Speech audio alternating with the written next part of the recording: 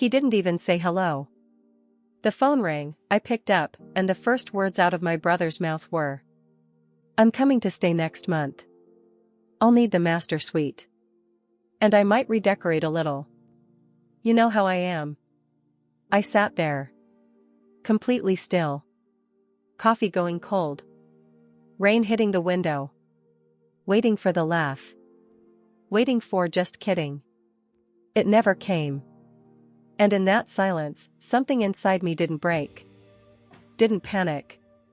Didn't rush to say, "Of course, whatever you need." Something inside me went very, very quiet. The kind of quiet that comes right before a decision. Because here's what Daniel didn't know, the woman he remembered, the one who always moved out of the way, who always smiled and absorbed it, she was gone. And he was about to find out. Let me paint you a picture. Growing up, Daniel was untouchable. Charming, loud, magnetic, the kind of person every room reorganized itself around. Parents loved him. Teachers remembered him. Neighbors asked about him at every family dinner. And me? I was just his sister. Daniel never had to fight for anything because someone always handed it over. And that someone, more often than not, was me. When I bought my house 3 years ago, the house I had sacrificed vacations, sleep, and years of my life to afford, Daniel sent me one text. Cool. That was it. No visit. No congratulations. Just, cool. But the moment he needed somewhere comfortable, somewhere free, somewhere he could walk into and immediately call his own, suddenly my house was very interesting. Suddenly there was a master suite he needed. Suddenly I was useful again. I knew exactly what this visit was. It wasn't about family. It wasn't about reconnecting. It was Daniel, spotting something good, and deciding it already belonged to him. He had done it his whole life. He just never tried it with me. The calls came every few days after that. First the room. Make sure it's clean. Fresh linens, not the cheap ones. Then the kitchen. I eat organic. You'll need to stock up.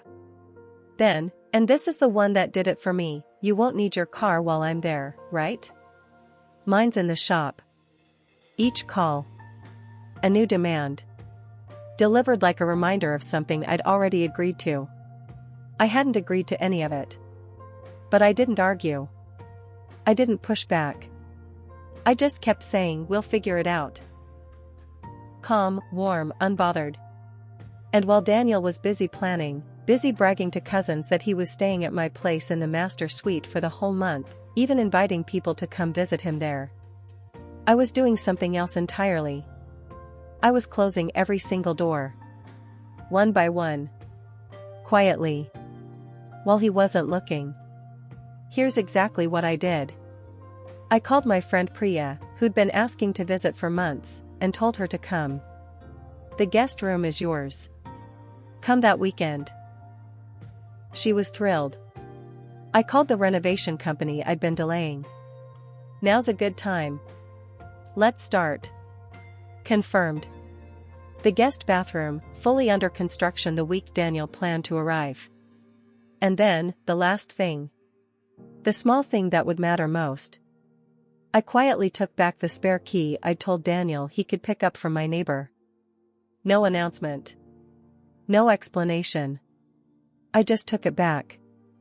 The door was closing. Every exit sealed. Every assumption dismantled. And Daniel was still out there planning which curtains he wanted in a room that would never exist for him. 10 days before his arrival, he called to remind me about blackout curtains. That's when I said it. "Daniel, the visit isn't going to work." Dead silence. "What do you mean it's not going to work?" "Priya's staying that weekend. Renovations started. There's no available bathroom, no space, it just doesn't work." "I'm not Priya. I'm your brother." "I know. And I love you. But you've been calling me for weeks with demands I never agreed to. You told people you were staying in my master suite. You assumed my car. You told me what groceries to buy. His voice shifted. Harder.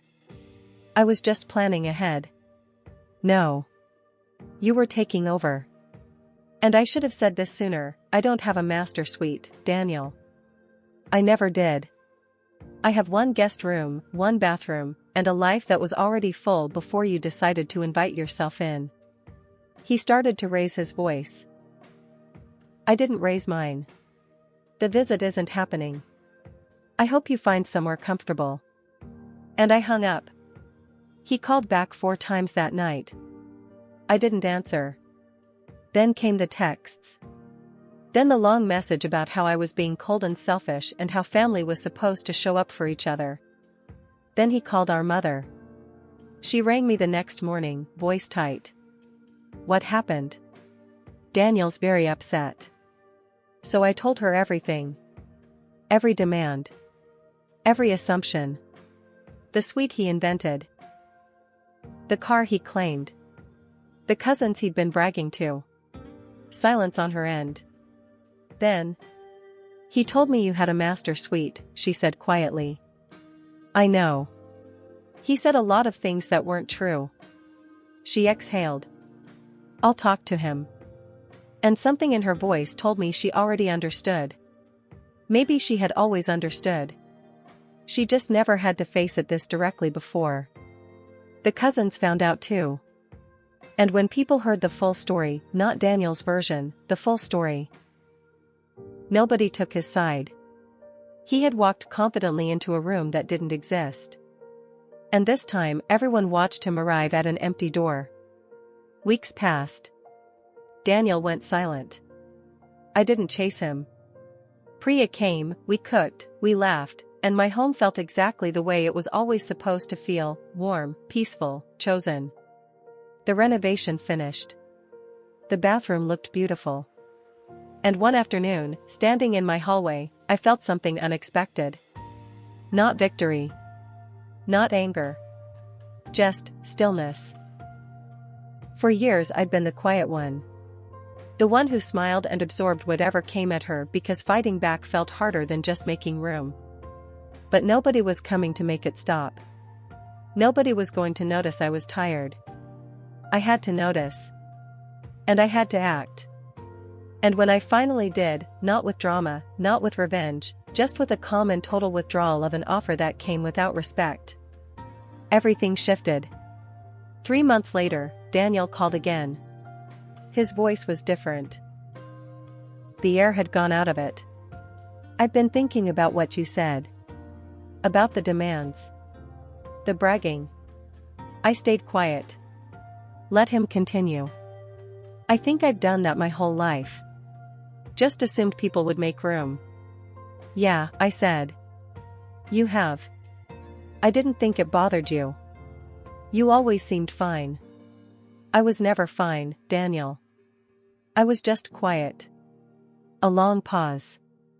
I'm sorry. No excuses. No pivot back to himself. Just, I'm sorry.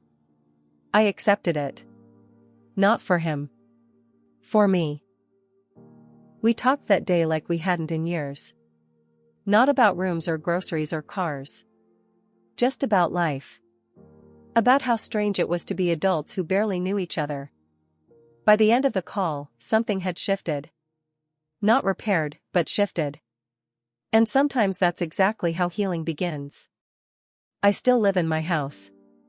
The same house Daniel never got to take over. Some mornings I walk down the hallway and I think about the version of me who would have just gone along with it. Smiled. Made room. Swallowed the exhaustion and called it love. That version of me was so tired. The version of me who said no? She sleeps well. If you're watching this and something about this story feels familiar, not my story, but yours, I want you to hear this.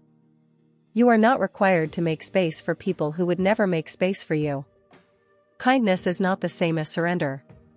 Love is not the same as unlimited access. And saying no, calmly, clearly, without a single raised voice, is sometimes the most powerful thing you will ever do. You don't need to win the argument.